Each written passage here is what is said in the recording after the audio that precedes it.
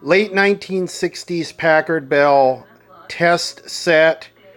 This was a subject of an ongoing video experiment. The set was pretty much new old stock. We put it in service. We put an hour meter in it, and we're sort of documenting the life of it, what fails at what hours. So it's been an ongoing series of videos.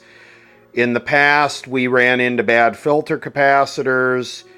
There's a video on that. Then the horizontal phase detector diode failed. There's a video on that. And I think the last video, the last update video, was when this power strip went up in smoke.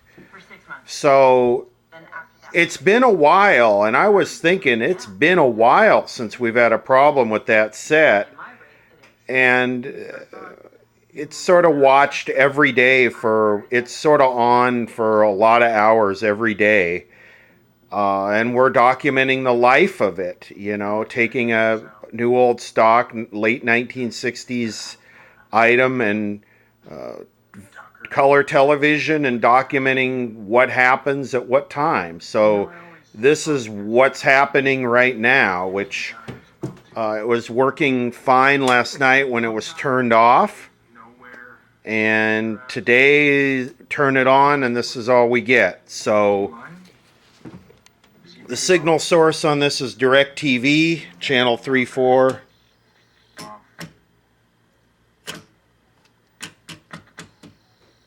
Now, it's sort of interesting that when we go off the channel, we don't have any snow. So did the RF amp die? Is it an IF problem? Is it a tuner problem? Is it an IF problem? There's a little light hum in the speaker.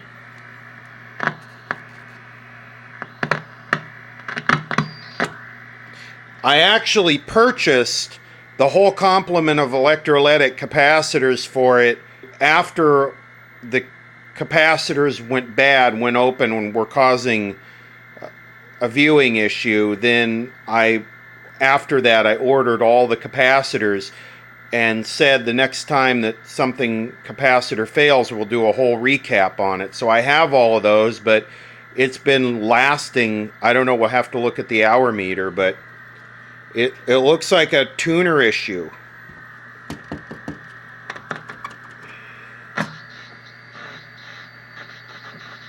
Yes, he does. Does he? Packard. Sometimes in the past few months, I felt like I just hit a wall. I'm trying to earn your trust back and your respect. It's sort of weird that we have such strong sound, yet so little picture. That's sort of odd.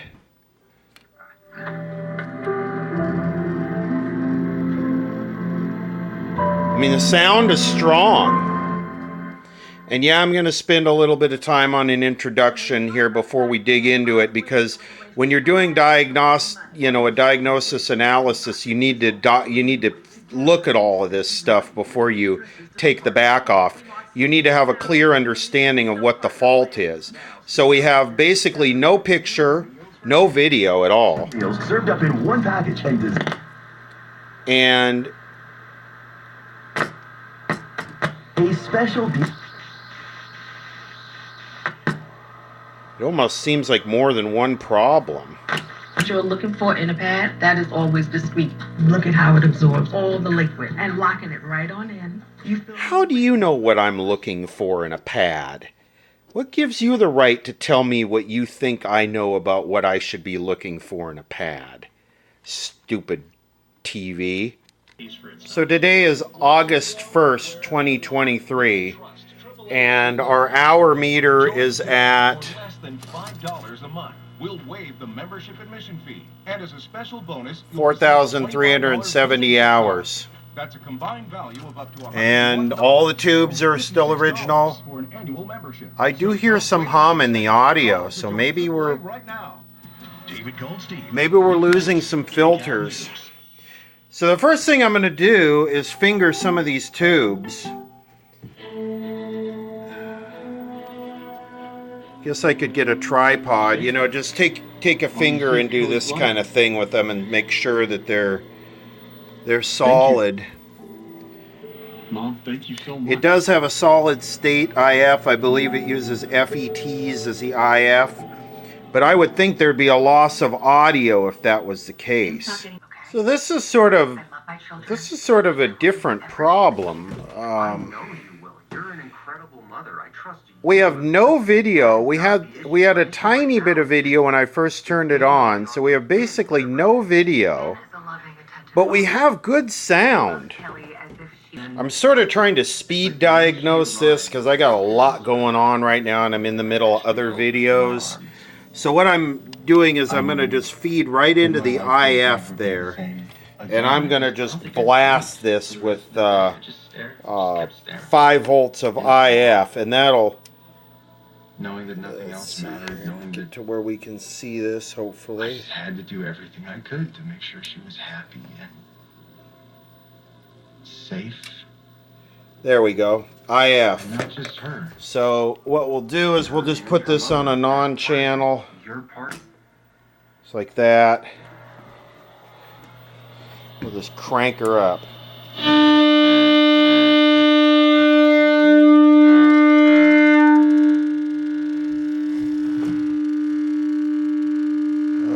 Where's my horizontal here? Why is the horizontal way off?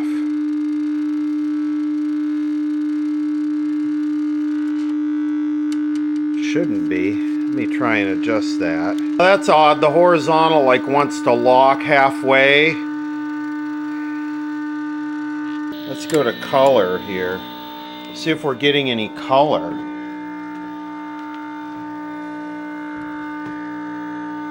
Yeah, color is working.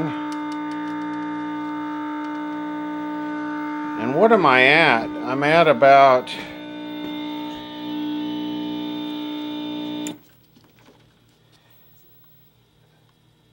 a pretty hot signal. It doesn't respond at all to 500 microvolts. Nothing. It needs a lot.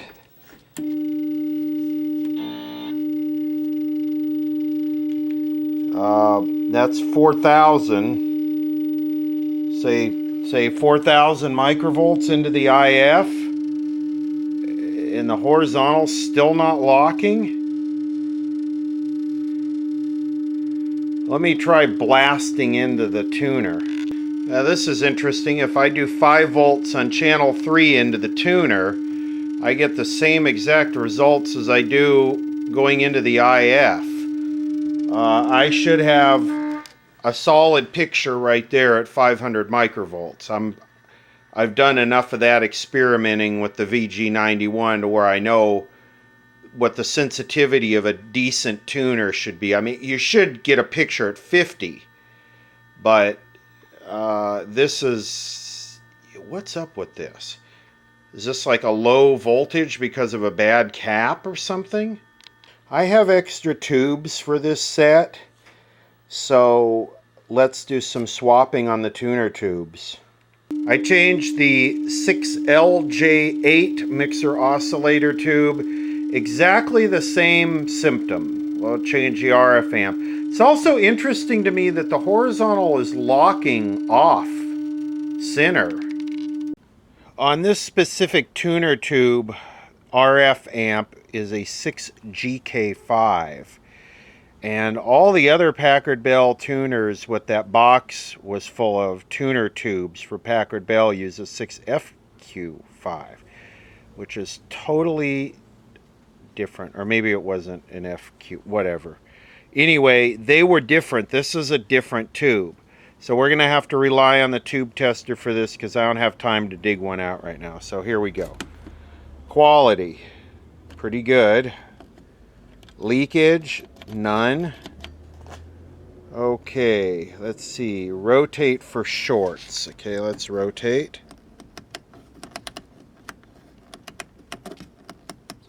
Now if I take pin 7 out, we should show a short on pin 7.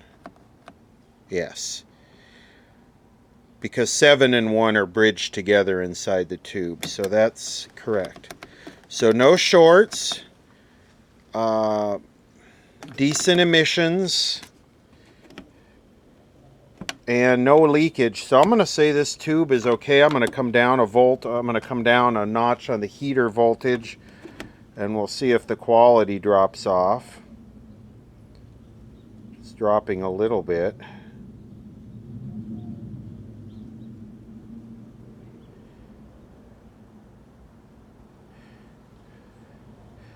4,000 hours in, it's no longer a virgin, that's for sure. Not even on Epstein Island would it be. So yeah, it's okay. It's not the cause of the problem. By the Justice Department of spearheading a criminal conspiracy against the United States. According to the indictment, for more than 2 months following Election Day, the defendant spread lies that there was fraud in the election and he had actually won. These claims were false, and the defendant knew they were false. The former president was also charged with impeding the January 6th congressional proceeding, where the to be verified, and led to the storming of the Capitol by Trump supporters. The attack on our nation's capital on January 6th, 2021 was an unprecedented... There's a lot of hum in it. And why is the horizontal stopping here? You know, see, it has a picture on it now, which will fade away. But this really looks like an AGC issue. Maybe I should tweak on the AGC a little bit. Very well, according to the polls, and as you know well from covering this race, looks like he will be rewarded. And in his final kicker, the person who held the line on January 6th, his vice president, who stood up for the system to protect it. He's doing so poorly in the Republican race, he may not even make the debate stage to be in a position to call his former boss to account for attacking the system. It was a big lift, carried out beautifully. John Dickerson, thank you so much. We turn now to the case of the suspected Gilgo Beach serial killer on New York's Long Island. Suspect well, Rex Heuermann, none of them have any effect. Today. CBS's Errol Barnett was there. Today, Rex Heuermann, appearing stone-faced, wearing a dark blazer and handcuffs, stood before a judge. Attorneys from both sides meeting at a conference hearing to discuss... One of them's RFAGC, AGC, and then noise canceling. They have no effect. This is a real complex AGC circuit. It does have one filter capacitor right there. I guess if that thing was shorted, it might cause it not to have any effect, but why would it cause the RF AGC not to have an effect? There's an RF AGC and a regular AGC. See, here's a regular AGC, and then there's an AGC keying. So there's AGC, this is the ANI. And then there's RFAGC. Why? Yeah, this is a real complex circuit. There's that 110 microfarad though. That capacitor is right. It's the second time in 48 hours this skyscraper housing 3 there. Russian government ministries was hit. And it's a tantalum, I think, which, yeah, it could be shorted. The drone attack was like a mosquito bite for a human. And from Russia, several drones... So I think what we need to do with this is swap out the chassis, because I have a desert play date this weekend. And the gal that watches this TV really likes it on in the background, so, and she does watch it, so I think I'm going to have to put my test chassis in here, the one that we fixed on the jig, get it in here, get it set up, and let it run until I can get this out and get this on the jig. Or, yeah, because it's not going to be a simple problem. This could be a tough one. Seems like everything I'm working on lately is a tough one. Getting the backup chassis stuck in here, which is a later version, it has less tubes. And this presents a couple issues. Well, the tuner's different, so the tuner's just going to have to set back here, which is okay. I managed to hook up to the volume control in the front, but... we're going to lose the total hour count on our CRT. So we're going to have to sort of try and figure this out. If it takes me, 2 weeks to get the other chassis back online, because I'm real busy right now with other stuff, then we're going to have to just make a note and add those hours. We'll just have to figure 12 hours a day, say. I don't know, we could figure it out exactly. We could go back to when we started, divide that by the number of days it's been, and then add that many hours per day estimated to the CRT for the number of days that this is in service. So, like I said, today is August 1st, 2023. Well, the first thing you'll notice with this chassis is static and snow. Imagine that. Okay, now I just got to set it up.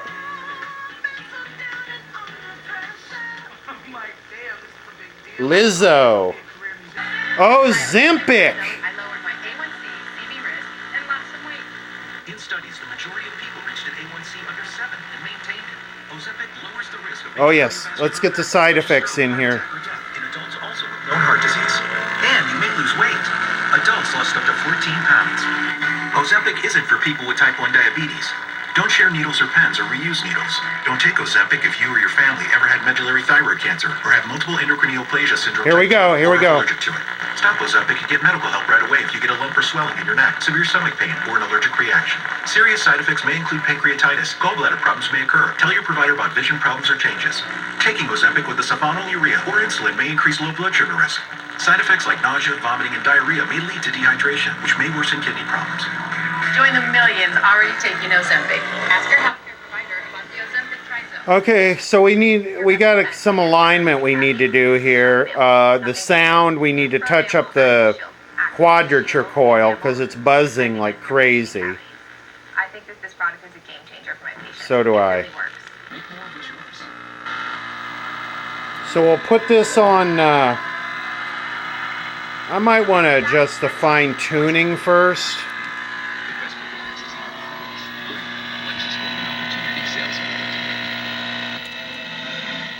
That's AFC, I think, automatic frequency control.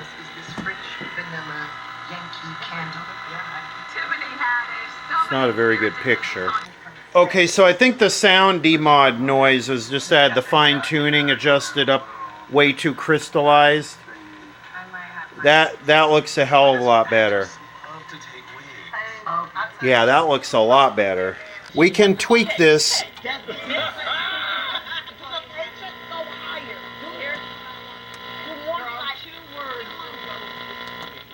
Glorified cameo. Main cast. But I am right. That is one touchy adjustment. So I was going to do an experiment with this chassis and go into the IF like I did the other one on the 45.75 to see how sensitive it was. Well, look at this. I'm not even connected to the chassis. Look at this.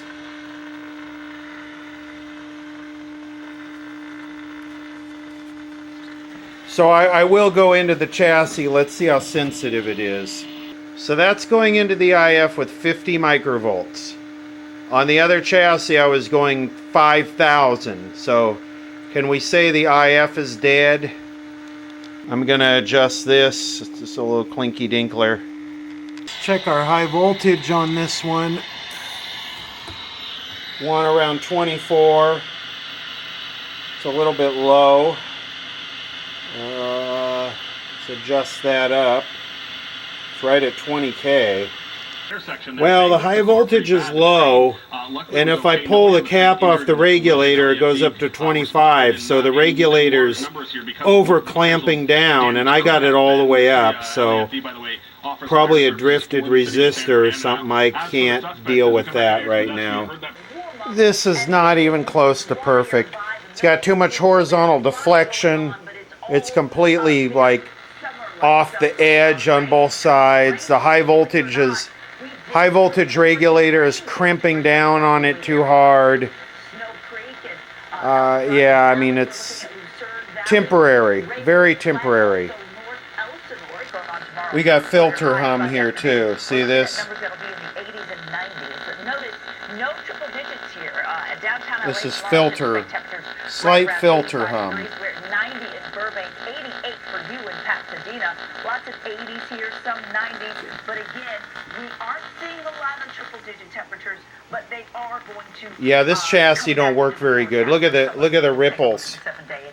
We'll see what happens in your neighborhood. Bottom line here, Alvin mean these days. It means being where Well, I decided to put this here temporarily, the same places and hopefully I can fix the chassis to this pretty quick, because I want to try and keep the hours even between the CRT and the chassis if I can.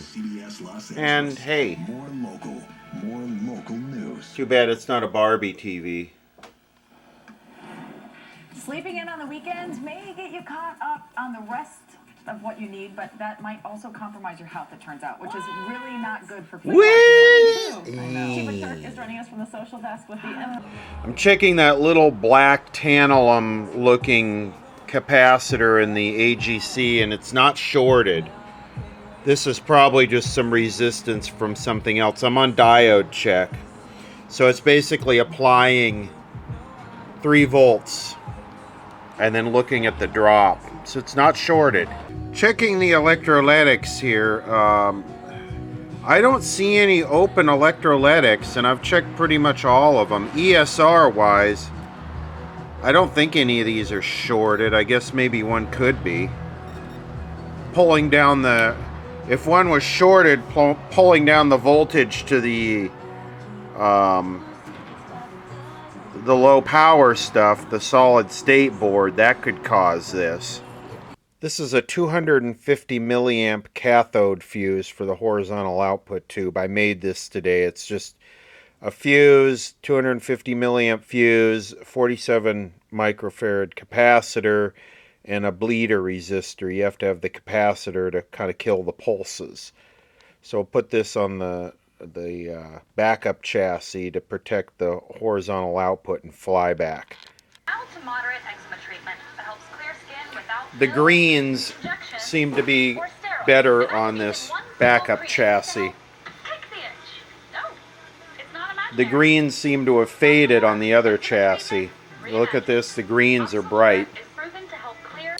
I have the Packard Bell 98 C18 test chassis with the hour meter hooked up to the jig here, so we can diagnose this RF-IF problem.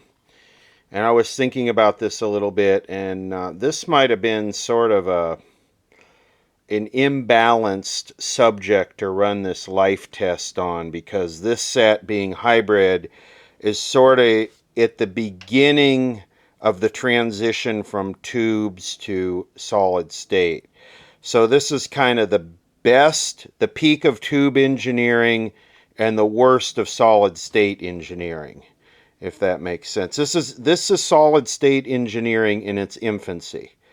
It only got better as tubes were phased out. So I'm not surprised we're presumably seeing right now, without fully diagnosing, but presumably seeing a problem in the solid state section of the set.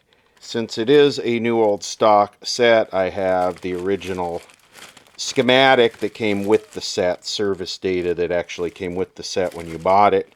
If you can imagine buying a television and have it come with a schematic, that's a foreign thought, isn't it?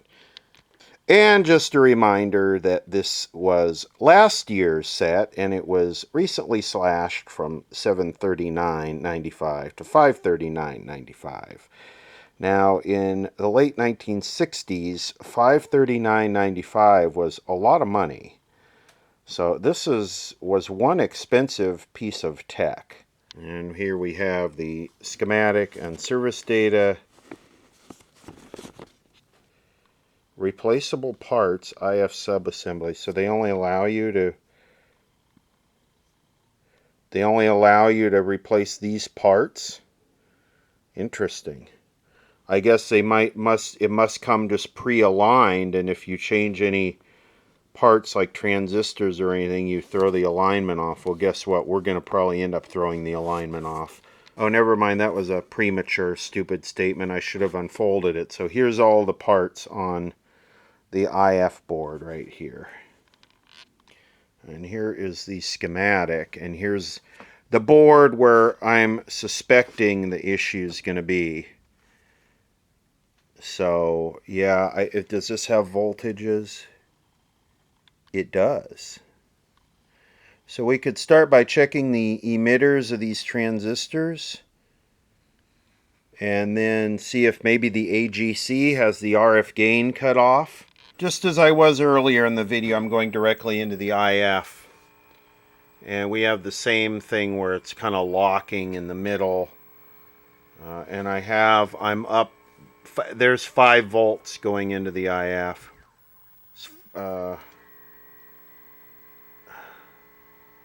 There's half a volt. And what did we see on the other set? It was sensitive down to 50 microvolts. See, this thing goes,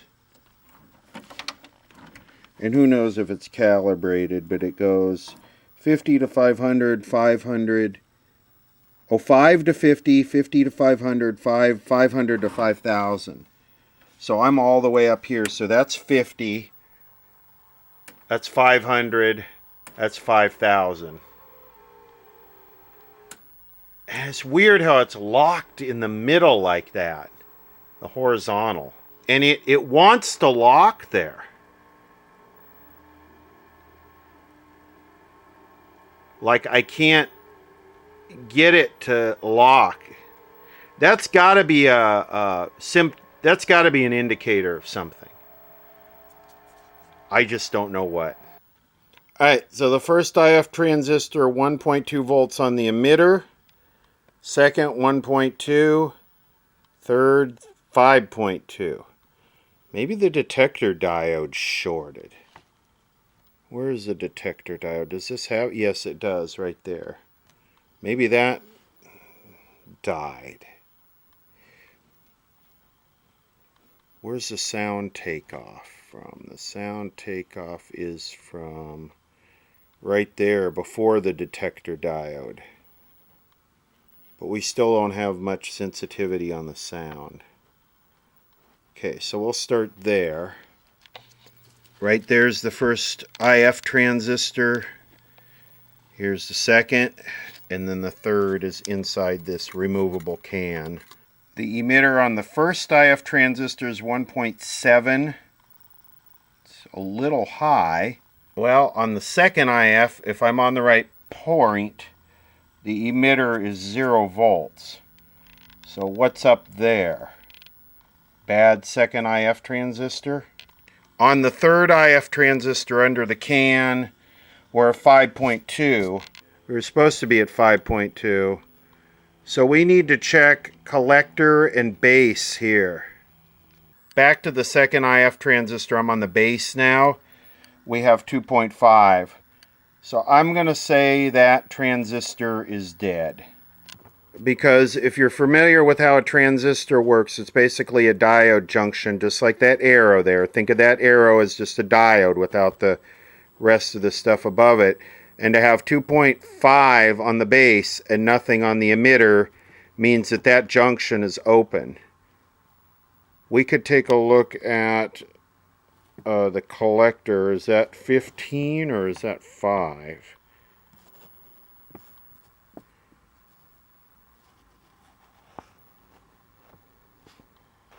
Okay, where does this thing get its power from? It's probably 15. I had to flip it over to the bottom, and yes, on the collector is 17. So 17 on the collector, we have 2.5 on the base. Let's see, it's hard, it's easy to get lost here. 2.5 on the base, and we have 0 on the emitter. So we definitely have an open transistor here. The second IF transistor has failed us. I am so let down. Here's our offending transistor right here. So just as I expected, This is base, so we have 699 millivolt drop base to collector. We have an infinite drop from base to emitter. So it blew out base to emitter. The other leg here is just a shield, just connects to the can. So let me mention the right way to do this. The right way to do this, and then probably the way we're going to do it. The right way to do this would be to order the factory part from the factory when there was still a factory, when this TV was still relevant in the early 70s. Replace the transistor and do an IF alignment. Because anytime you change any part in here, you're going to throw the alignment off. Now, a different transistor is going to have a different capacitance. Now, I could get pretty damn close by taking one out of a parts chassis that I have and putting it in there. And yeah, but I think I'm going to find a substitute just in the transistors I have. We'll just play, you know, tech house call and get the TV back online. Now, I'm not real worried about the IF alignment because we're not using over-the-air TV with adjacent channel interference and all that other stuff. So I think we can probably get away with just sticking something else in there as long as we don't get like ringing or ghosting or some other problem, but we'll be able to see that pretty quick. So let's do some looking on transistors. And the date code on the transistor is 6813. And there's whoever made it, that little A symbol with the triangle around it. So 031 is the Packard Bell part number. So the part number is 99SO31. Alright, come over here to NTE. We put that in here, 99SO31. Put that in here and search, and it comes up to an NTE 161. And I could get one of these. Silicon NPN, but I'm curious. Oh, it's a 45 volt transistor. Now, NTE is not an exact replacement. This one NTE replacement might cover 50 different transistors.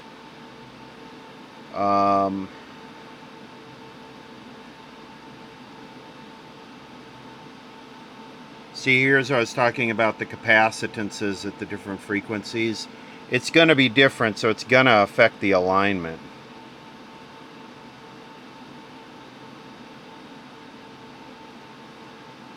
So it's a 45 volt transistor.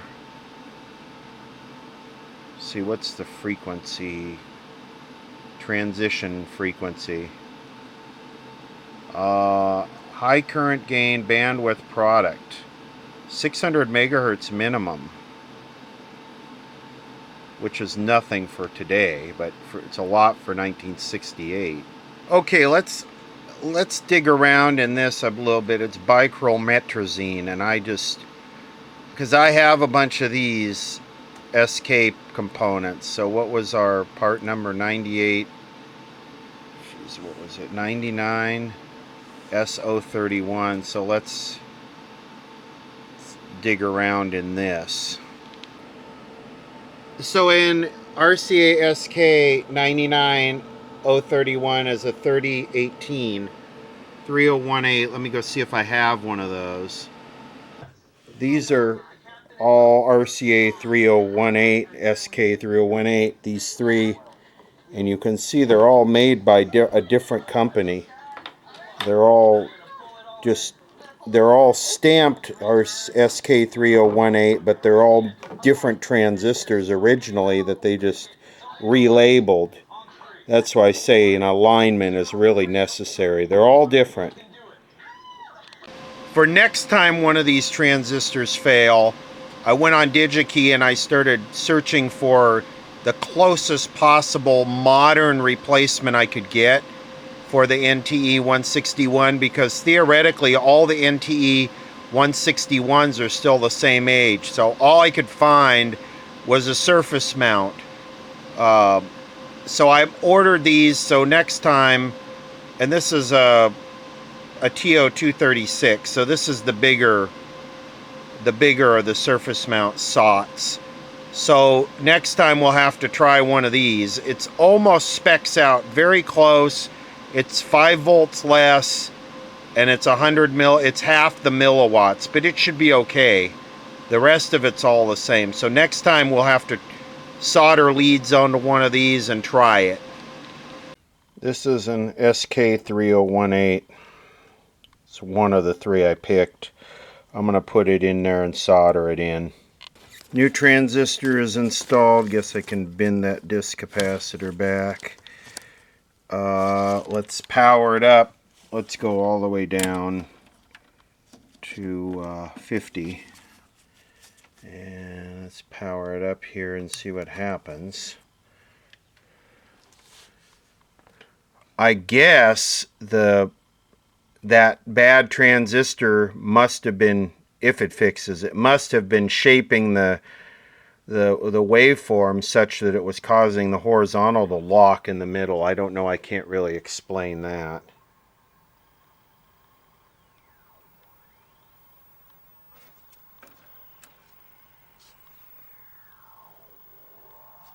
Still doesn't appear we have anything. Well,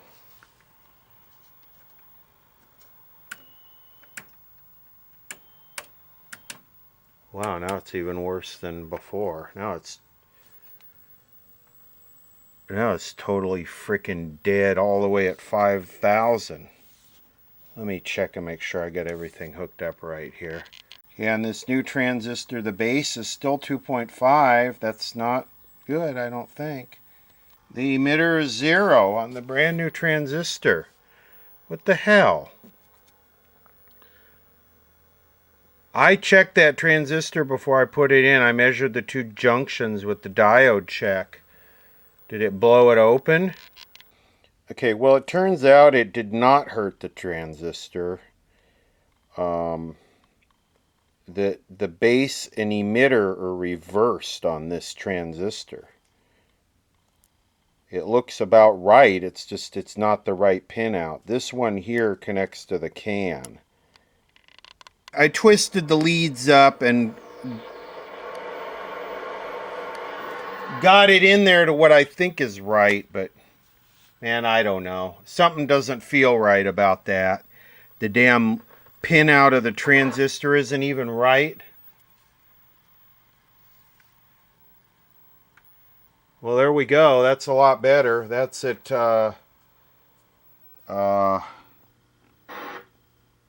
that's all the way down. So that would be 50. Big difference. 500. I don't really want to go to 5,000. But that fixed it.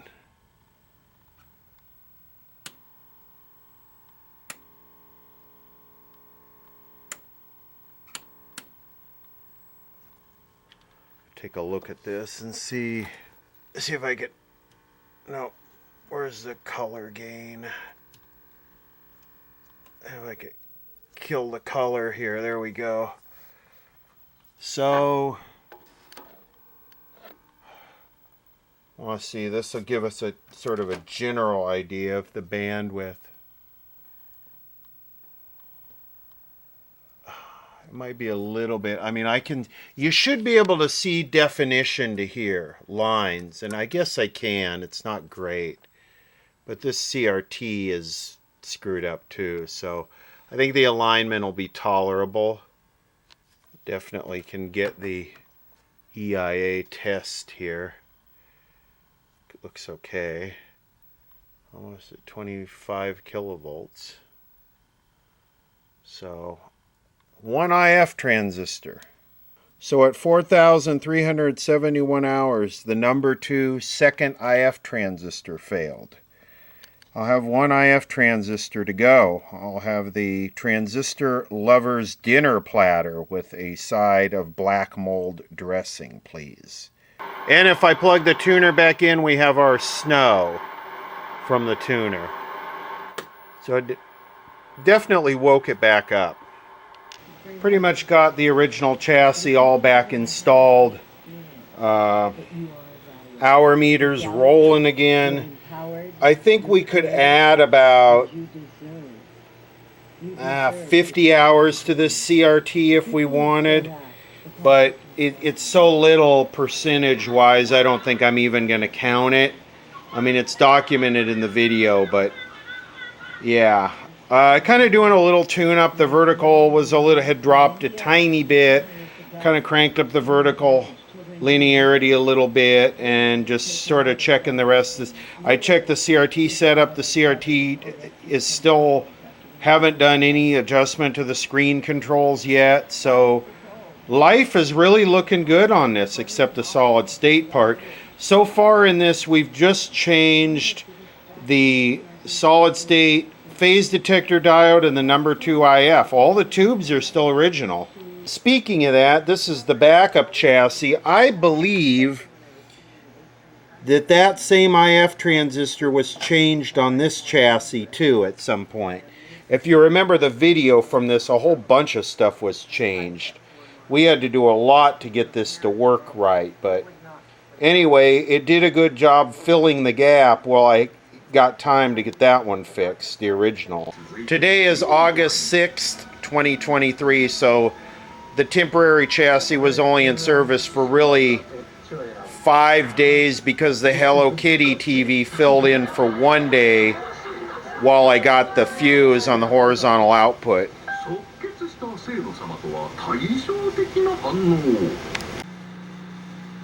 I always go to music videos.